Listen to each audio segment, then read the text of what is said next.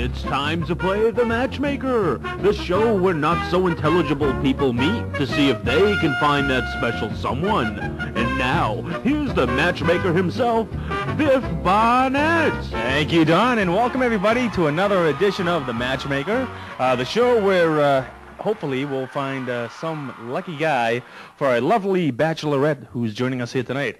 And speaking of bachelorette, right now let's welcome her. She's 24 years old, only been divorced 4 times, and she's looking for a polite, classy, Ivy League man who makes her the center of the universe. Please welcome Cindy May. Cindy, welcome to the show. Welcome. Yes, thank you. Thanks for the enthusiasm. Tell you what, let's start things right off. And bachelor number 1, why don't you say hello to Cindy May? Hey, sweet cakes. How are you doing tonight? And bachelor number 2. Hi, Cindy. How are you? Fannie Mae, what's happening? All right, that was bachelor number 3. Cindy May, if you are ready to go, the show is yours. Thank you. Okay, this is for all 3 of the bachelors. If you were a type of fruit, what type would you be and why? Well, I'd be a passion fruit because, well, they named it after me. Thank you. Cindy, I'd be an apple because apples are good for you, and I'd be good for you. That's sweet. I think it's pretty simple. I'd be a banana. Something that's easy to peel and ready to go. I'm always right. Okay, well, we'll have to stop that right there. Continue on, Cindy May. Okay, for you 3 all again, if you were a type of animal, what would you be? Actually, what I'd like is, let me hear your best imitation of an animal instead. Bachelor number 3, we'll start with you.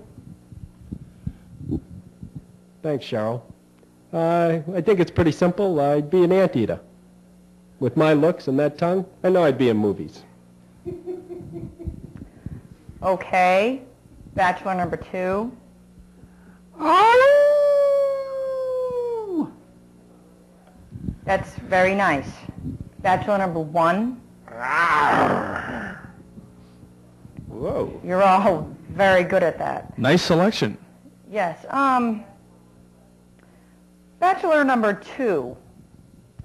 What is your favorite movie? And if you'd rather, could you act out a scene from it? A scene from my favorite movie. Yes.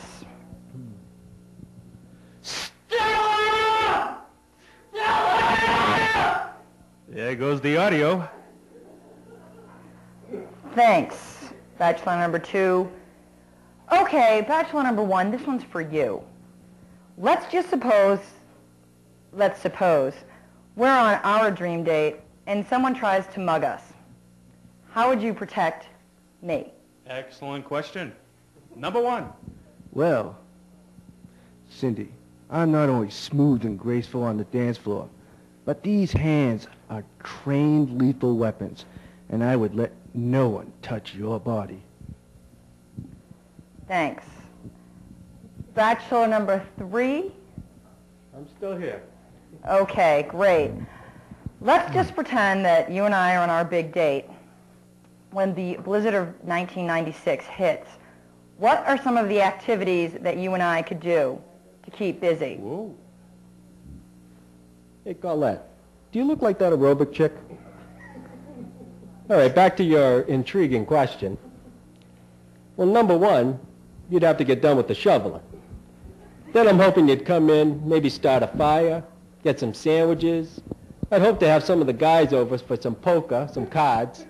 Maybe you can make some sandwiches.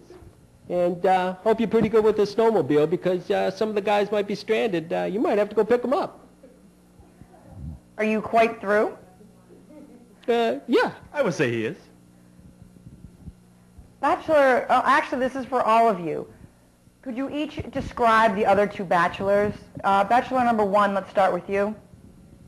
Well, bachelor number 3, he looks like something out of the mafioso, like possibly just came off making his last hit. And number 2 could be his next hit because he looks like a nerd.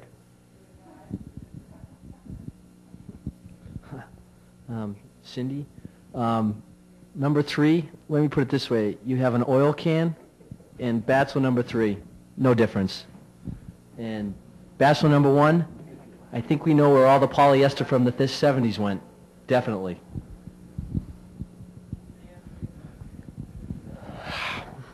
Another great comparison here.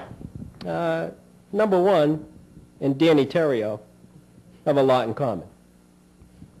And number 2, he's your good old American boy who, if anyone would ever go out with him, would be the most boring date I'd ever have. Okay, I must put a stop to this type of badgering. There will be no badgering on the show. Cindy Mae, next question, please.